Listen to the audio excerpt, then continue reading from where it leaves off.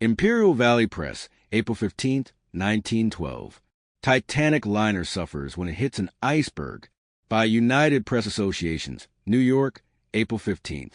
With her 1,300 passengers speeding to Halifax on other liners, to which they have been transferred, the liner Titanic, the largest ship in the world, is being towed to port by the liner Virginian, with her bows crushed by collision with a gigantic submerged iceberg.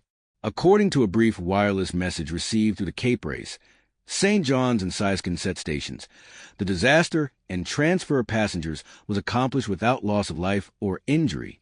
Captain Smith and crew of the Titanic refused to leave their posts and are coming ashore in the wounded ship. Watertight compartments apparently fulfilled the Titanic builder's claim that the ship is unsinkable, although a great hole was made in the sides and bow the compartment doors closed automatically, doubtless preventing one of the greatest sea disasters in history. Aboard the ship were many American millionaires and prominent men of America and Europe, with $5 million in cash, bonds, and jewels. The wireless failures due to weather conditions make it impossible to learn the details of the disaster. The company's offices were besieged throughout the day by fearful relatives and friends of the passengers. It is believed the passengers will reach Halifax tomorrow night or Wednesday morning. New York, April 15th. Captain Paddock of the liner Olympic has sent a wireless message that 5 boatloads of the Titanic's passengers have been taken aboard the liner Parisian of the Allen Line and 20 boatloads aboard the Carpathia of the Cunard Line. The Parisian and Carpathia are standing by, and the liner Baltic is approaching. White Star offices received this information direct. Wireless messages say all the women and children not already removed have been placed in lifeboats, which are ready to lower at a moment's notice if the vessel shows signs of sinking. The weather is clear and the sea is calm. The pumps are working well. The forward hold is filled with water, but the watertight compartments are holding, and it is believed there is no chance of sinking. The ship's prow was crumpled on an iceberg, but as the water rushed in, it closed the compartment doors automatically. Vice President Franklin of the White Star Line has issued a statement through the United Press that all passengers of the Titanic undoubtedly will be saved. 800 already have been transferred to other lines, according to the last message from Captain Paddock. Cape Race, Newfoundland, April 15th. 9 of the fleet of ocean liners are rushing to the aid of the Titanic. Aside from those already reported, the Virginian, Olympic, Cincinnati, Mauritania, Prince Adalbert, America, and Frederick Wilhelm are expected to reach her before night. See, experts declare if the weather is as clear as reported, all the passengers will be saved, even if the ship sinks. Canso, Nova Scotia, April 15th. The Titanic, with all passengers transferred, is being towed to Halifax by the Virginian. Apparently, there is no doubt she will reach port. New York, April 15th. An order has been issued to rush Special New York, Hartford, and New Haven trains to Halifax to meet the liners and bring the Titanic's passengers to New York. Evening Bulletin, April 15, 1912. All Titanic passengers saved, liner gashed, but all are rescued. Special Bulletin Cable Montreal, April 15. Manager Mitchell of the White Star Line denies the sinking of the Titanic. He reports that the damaged ship is making for Halifax under her own steam. Associated Press Cable, Halifax, Nova Scotia, April 15. The White Star liner Titanic, which rammed an iceberg near Cape Race yesterday, is doomed, but the passengers are saved. A government wireless at 4:15 o'clock this afternoon brings the news that the Titanic is sinking in shallow water near Cape Race. The passengers have been taken aboard the Carpathia, brought rushing to assistance by wireless. Thrilling scenes were enacted when the transfer was made. The insurance on the Titanic amounts to about $7.5 million. The great steamer is carrying $500,000 worth of diamonds. Albuquerque Morning Journal, April 15, 1912. Largest ocean liner afloat collides with iceberg and 1,300 passengers go down. Wireless flashes calls for assistance as steamship Titanic begins to settle. Last message from doomed vessel ends abruptly indicating worst has occurred, thus recording one of most shocking tragedies of sea in history. Appeals for aid picked up, and these are promptly communicated to sister ships, who, though far from seen, hasten there under full steam. List of those aboard includes John Jacob Astor and wife, Major Archibald, but J. Bruce Ismond of White Star Line, and Henry B. Harris. By Morning Journal Special Leased Wire, Cape Race, Newfoundland, April 15th. At 10:45 o'clock last night, the Star liner Titanic called CQD and reported having struck an iceberg. The steamer said that immediate assistance was required. Half an hour afterward, another message came, reporting that they were sinking by the head and that the women passengers were being put off in the lifeboats. The weather was calm and clear, the Titanic's wireless operator reported, and gave the position of the vessel 41.46 north latitude and 50.14 west longitude. The Marconi station at Cape Race notified the Allen liner Virginian, the captain of which immediately advised that he was proceeding to the Titanic. The Virginian at midnight was about 170 miles distant from the Titanic and expected to reach that vessel by 10 o'clock a.m. today, Monday. The Olympic at an early hour Monday morning was in latitude 40.32 north and longitude 61.18 west. She was in direct communication with the Titanic and is now making all haste toward her.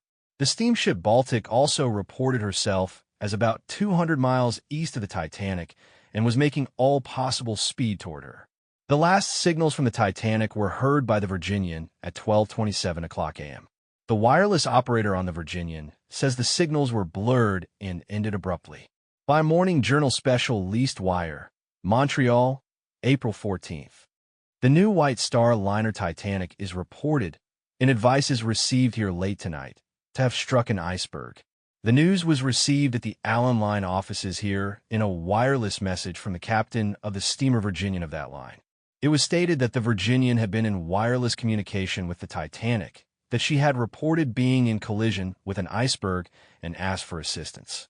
The Virginian reported that she was on her way to the Titanic. The Virginian sailed from Halifax this morning, and at the time the wireless was sent, she is reckoned to have been about a beam off Cape Race.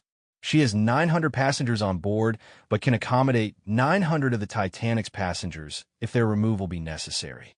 The message from the Virginian was sent by wireless to Cape Race and relayed to Montreal. 1,300 souls aboard doomed vessel. The White Star liner Titanic, the largest vessel afloat, left Southampton April 10th on her maiden voyage for New York. She is a vessel of 46,328 tons, is 882 feet 6 inches long, and displaces 66,000 tons. The Titanic carried about 1,300 passengers, whom of 350 were in the first cabin. Among these are F. D. Millett, the artist and president of the Consolidated American Academy of Rome, Major Archibald, but military aide to President Taft, J. Bruce Ismond, managing director of the White Star Line, Henry B. Harris, the American theatrical manager, W. T. Stead, Mrs. Isidore Strauss, Mr. and Mrs. John Jacob Astor, Mr. and Mrs. G. D. Widener, Benjamin Guggenheim, and Mr. and Mrs. Harry Widener. Captain E. J. Smith is in command of the Titanic. The latest communication with the Titanic was a wireless message received by the Marconi station at Cape Race, reporting her 1,284 miles east of Sandy Hook at 2:10 o'clock Sunday morning. On leaving Southampton last Wednesday, the Titanic had a rather exciting moment.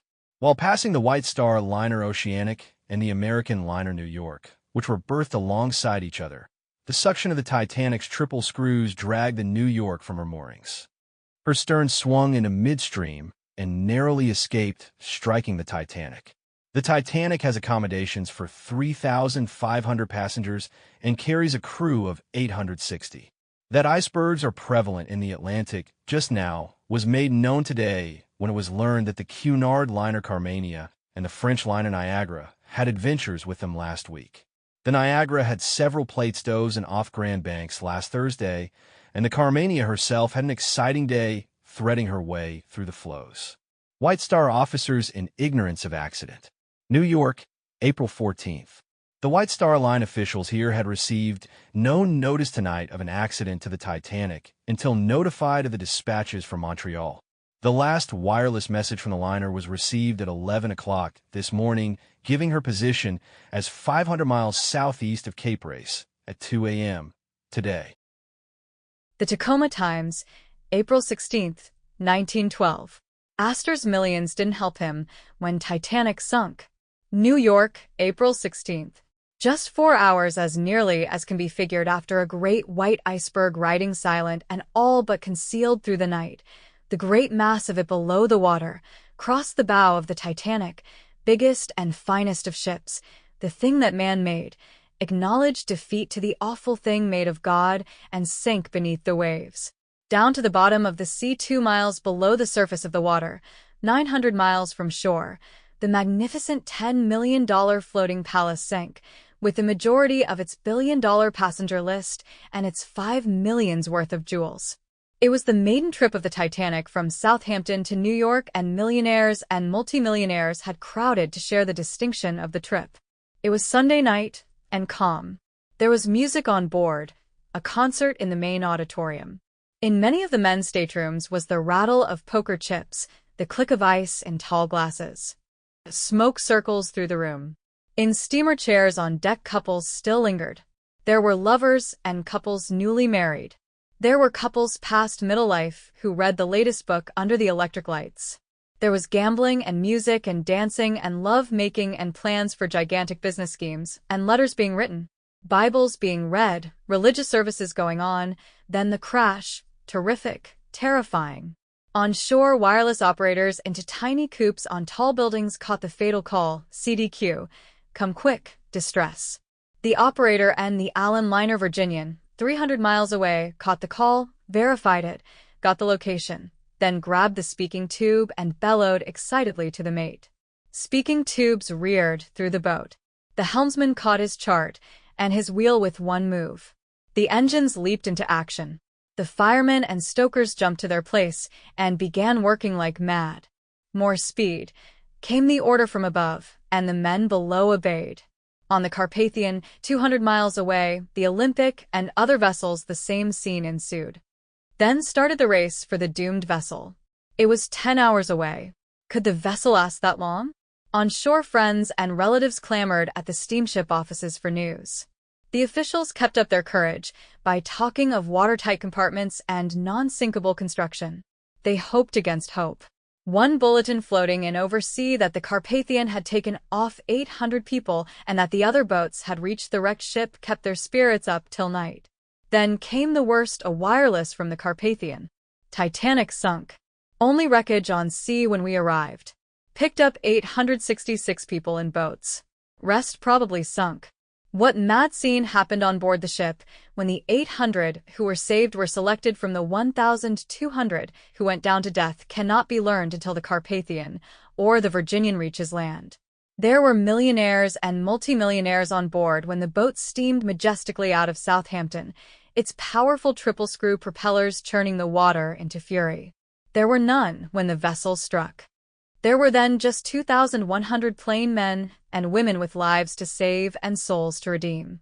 Colonel John Jacob Astor stood no higher in that dread minute. His 150 millions of unearned increment were worth no more than the expense account allowed the millinery buyer of a Rochester's department store who sailed in third class. Big jolly Archie, but friend of 3 presidents, had to take his turn with the little school teacher from Iowa who had put the savings of 10 years into this one great trip to Europe. The ship is sinking, the fearful cry resounded, and the jeweled heiress of millions had to take her chance with the buttoned page who was thinking of his bride and the baby he had not yet seen in the little home in the Bronx. Mr. and Mrs. Jacques Futrelle, writers who have collaborated in writing many thrilling stories of adventure, were on board. They faced a scene greater than they had ever conceived. Mrs. Futrelle, it is reported, will write this final chapter, the husband going down with the ship. Henry B. Harris's luck had turned. Harris, starting as an usher in a Broadway theater, had gone from a shoestring to millions. Every show that he got hold of and managed to get a hearing for had made him a fortune. He had broken the bank at Monte Carlo. His luck was ironclad, rust-proof. But it had turned, and Harris and his wife had to take their chance with the rest. Mrs. Harris was saved, it is reported. Colonel Astor and his beautiful bride of 19, the talk of 2 continents, were no more than Mr. and Mrs. John Smith of Keokuk, retired hardware merchants. Death and the prospect of death had leveled all barriers, had wiped out all distinctions. All around the hungry sea roared for its victims. Some it would claim, some it would give up. It cared not who stayed, who went. The shore was 900 miles away, the nearest ship at least 100. Some I'll take, some I'll let go. You can take your choice, was the message of the ocean whose blue-gray water mounted steadily up the sides of that great unsinkable vessel. Widener could rule the politics of Philadelphia and a dozen smaller cities and compel the people to pay him tribute. Roebling could build a bridge that spanned the highest and widest river, or a steel structure that bid fair to touch the sky. Guggenheim, fifth of a family of 7 Jewish brothers, wizards of finance and capitalization, could make or break a western state. Hayes and Thayer could throw a railroad across a continent. Isidore Straus could build a great industry and by his philanthropies bring life to 10,000 half-starved babies in congested New York. But none of these men, all but all-powerful in the world on land, could keep the ocean from rising and choking them into nothingness. Even Morgan himself would have been helpless in that hour had he been a passenger. He would have had to take his chance with the rest. It was nature's hour to laugh at the petty creations and the petty power of man. And nature laughed, a cruel, derisive laugh that brought sobs to thousands of homes and left regiments of friends and relatives heartbroken. 5 of the figures in Titanic wreck. Colonel J. Astor, who went down. W. T. Stead, writer, who lost his life when Titanic sunk. Lady Duff Gordon, passenger on sunken Titanic, who was saved. Major Archie Butt, who went down in the wreck. Archie Butt was known here. Major Archie Butt, the president's aide, was probably known personally to more people than any supposed victim of the Titanic wreck. Butt was out here with Taft last fall and was the life of the president's party. A big, hearty, good-looking man, he was the man to jolly the president's enemies and smooth out many difficulties. Butt started as a Virginia newspaperman, entered the Army through the Adjutant General's office. Madeline Force Astor. A tragic figure in the Titanic disaster is Madeline Force Astor, the 19-year-old beauty whose marriage to Colonel J. Astor, divorced man of 50, and who had a son older than his bride. The marriage took place but 5 months ago, after ministers all over the country had condemned the match. If Astor is dead, the girl will share his $150 million with the son Vincent. Astor is a descendant of that John Jacob Astor, who helped build up the Northwest by establishing trading posts here at the first of the last century. He went to the front during the Spanish War at the head of a New York regiment. He gave his pleasure yacht to the Navy. 1492 dead. Lifeboats might have saved every victim. By United Press leased wire, New York, April 16th. A dispatch to a news bureau reports that its message from Cape Race, relayed from the scene of the wreck, says, all but 1,237 passengers aboard the Titanic have been accounted for. If the report is true, it indicates that 153 persons in addition to the 866 persons reported aboard the Carpathian has been recovered. The report has not been confirmed. Halifax, Nova Scotia, April 16th. The Sable Island wireless station reports, we are now in communication with the Parisian. She has no Titanic passengers aboard. Montreal, April 16th. The last report that additional Titanic passengers were saved was dissipated here today when Captain Gamble of the Virginian reported to the Allen Line agents here that the Virginian's rescue trip was fruitless. His message said, we arrived too late to rescue anyone and are proceeding to Liverpool.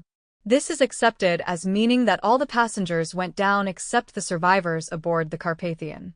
By United Press leased wire. New York, April 16th. Lives of 1,492 persons, according to latest estimates here today, were lost when the Titanic sank after striking an iceberg off the Grand Banks. According to the White Star Line, 2,358 were aboard the Titanic when she stuck, and of these 866 were saved. It is believed that nearly every soul aboard the Titanic could have been saved if the giant liner had carried enough lifeboats and rafts. Only 20 modern lifeboats were aboard. The Carpathia will arrive in New York on Thursday or early Friday morning. The Olympic, Franklin said, is searching the sea near the scene of the wreck. Only one hope remains. It is believed the Titanic drifted over 30 miles from the time she struck to the time she sank, and that possibly some of the lifeboats lowered early drifted away before the Carpathia arrived. The weather off Nova Scotia, however, was foggy last night, and with a heavy thunderstorm traveling eastward, little hope is entertained for rescuing the survivors who may still be afloat. The wireless stations today admit their inability to reach any of the vessels in the vicinity when the Titanic went down. They also have been unable to reach the Carpathia. It is expected the stories to be told by the survivors will eclipse anything in fiction. It is likely that women and children suffered greatly while the lifeboats were floundering about in the sea prior to being picked up by the Carpathia.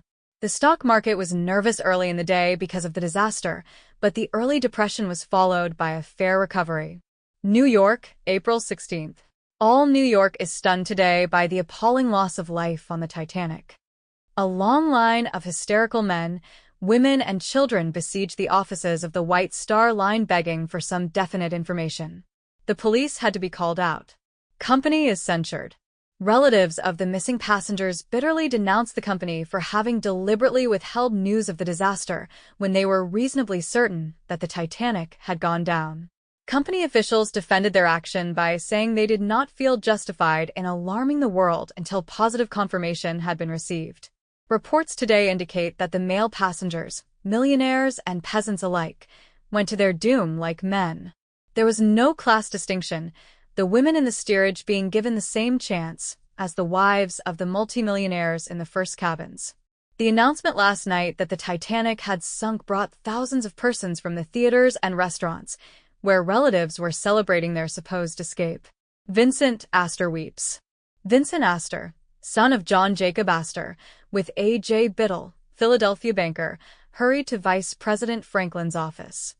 When he came out, he was weeping and had to be assisted to an automobile. Mrs. Benjamin Guggenheim importuned everyone she could reach, demanding hysterically that something be done. She said to Franklin, "For God's sake, do something. Don't let expense count, if there is any chance. Hire steamers and rush them to the scene." It is believed almost certain today that Captain E.J. Smith of the Titanic went down with his ship. A. G. Vanderbilt safe. Alfred Gwynne Vanderbilt, head of the family, who was supposed to have sailed on the Titanic, decided at the last minute to postpone his departure. Mrs. John Jacob Astor, formerly Miss Madeline Force, is among the passengers rescued from the Titanic. Colonel Astor and other prominent American millionaires probably went down with the vessel. Vice President P. A. Franklin of the White Star Line was hysterical over the catastrophe. He said, "It is horrible, horrible. We have no further authentic information, except partial verification from the wireless operator aboard the Carpathian, which is coming here with some of the survivors." 2 positively saved. In a list of the Titanic survivors, caught here by wireless, Bruce Ismay, managing director of the White Star Line, and Mrs. J.J. Astor are the only prominent passengers given as positively saved. Terrific money loss. The financial loss to the White Star Company will be staggering. Officials declared that when the vessel was launched, it represented an outlay of $12 million. In addition, the Titanic carried a consignment of diamonds estimated to be worth $5 million. This loss, however, is practically covered by insurance. The loss of the Titanic is the greatest from a financial standpoint in the history of marine insurance. The vessel itself was insured for $3,700,000. An enormous quantity of bonds also went down with the steamer, but these eventually will be replaced. It will not be known for several days whether the underwriters who carry the policies will be able to meet their obligations. The Titanic carries 3,500 sacks of mail, representing 10 million places. Can never recover ship or treasure. Can the Titanic be raised and the $5 million in treasure be recovered? Was one of the 100 questions heard on the streets today. The discussion went back at once to the Andalana, which lost its moor log alongside and turned turtle in Tacoma Harbor 12 years ago. The boat was never even reached, though several divers tried, and diver Baldwin met his death trying. Baldwin was crushed by the tremendous water pressure. But the Andalana sank in 198 feet of water. The Titanic is buried 2 miles deep. There's no chance, said Harbourmaster Cliff today. Though some of the English divers have new apparatus, which they can descend into great depths. Those ice floes are always bad there, especially after a mild warm winter, he continued. I was third mate of a boat there once, and was on duty night and day for 21 days through the ice fields. The bergs would float down on you through the fog, and it was a question of hard work and good luck to pull through it all. Just 12 years. United Press leased wire, New York, April 16th. Just 12 years and 5 months have elapsed since the first wireless message was sent from a ship at sea. The first message was sent from the American liner St. Paul to the Needles, November 15, 1899. No hope for those on the rafts. Montreal, April 16th. All hope that any of the survivors of the Titanic who are still adrift in rafts and boats last night have been saved vanished today when a report reached here from the weather signal station on the Gulf of St. Lawrence that a heavy fog lay off the coast of Nova Scotia and that a heavy thunderstorm broke in that vicinity last night and is traveling eastward. Bolt tells how twin ship of Titanic shook in gale. By Fred Bolt, Times special writer, who came over from London Bureau offices recently. Last January, the Olympic, sister ship to the Titanic, from Southampton to New York, labored for 3 days in a gale, which the captain said was the worst he had experienced in 25 years. I was a passenger. For all her tremendous bulk, the Olympic behaved badly. Once a mountainous wave came over the bow, smashed a hatch, and flooded the crew's quarters forward. The shock sent a quiver through the vessel from stem to stern. Passengers were sent sprawling. Dishes fell from shelves and tables. The furniture in the saloon slithered and ricocheted over the decks. The steerage passengers fell on their knees and prayed, believing the end had come. My stateroom steward, an old Scotchman, said, "I don't like these big ships. They aren't safe. Anything over 16,000 tons is too big. This boat is nearly 900 feet long, and a boat that long can't be rigid. There are too many strains." Hear the old girl sing. With memories of the Olympic fresh in my mind, I can see in fancy the Titanic rushing through the fog that overhangs over the banks. She was making perhaps 18 knots, perhaps less if the fog was thick. The iceberg burst upon the vision of Captain Smith. I cannot vision the crash.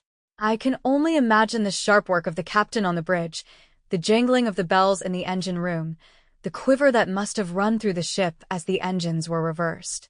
How little are even the highest achievements of men. Was mighty crash. When that 45,000-ton bulk of steel hurled itself upon the berg, it was tossed back contemptuously, crumpled and broken.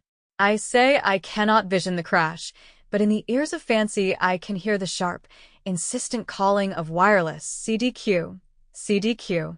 The cry went over the waters. It was caught by the Carpathia, the Olympic, the Virginian, the Parisian, and they turned from their courses and fled in the direction of the cry. When the Carpathia reached the scene, only the small boats and a mass of wreckage floating on the water were seen. The Titanic had gone, with a rush, sucking down wreckage, small boats, and perhaps strong men swimming. Women were saved. The list of rescued contains the names of many women, but few men. It is likely that the women were loaded into the first boats which got clear away before the Titanic went down. If the men had time to take to the boats, it is reasonable to fear that they were sucked down when the Titanic plunged. Then the boilers let go, and sea and air were blended in an inferno of fire and flood. Probable victims owned $1 billion. By United Press leased wire, New York, April 16th. The combined wealth of the first-class passengers who are believed to have gone down with the Titanic will easily reach $1 billion. The fortunes of 6 of the male passengers alone aggregate more than $500 million. They are Colonel John Jacob Astor, $150 million. Colonel Washington Roebling, $23 million. Isidor Straus, $50 million. George B. Widener, $50 million. Benjamin Guggenheim, $95 million. J. B. Thayer, $10 million. The men are interested in some of the biggest corporations in the world. Colonel Astor is one of the largest real estate holders and connected with nearly a score of corporations. Benjamin Guggenheim of the Smelter Trust is next influential. Isidor Straus is one of the world's best-known merchants, which George B. Widener is a Philadelphia traction magnate. Colonel Roeblings with his father built the Brooklyn Bridge and is president of the John A. Roeblings Song Co. John B. Thayer is vice president of the Pennsylvania. Hay may have been rescued. Montreal, April 16th. A wireless message received here today stated that Charles M. Hayes, president of the Grand Trunk Pacific Railway, previously reported among the victims of the Titanic wreck, was safe aboard the liner Carpathia. At the Grand Trunk offices, it was said by other officials that they had received no assurances that President Hayes was among the survivors. The Titanic disaster is the greatest marine disaster in time of peace in the history of the world.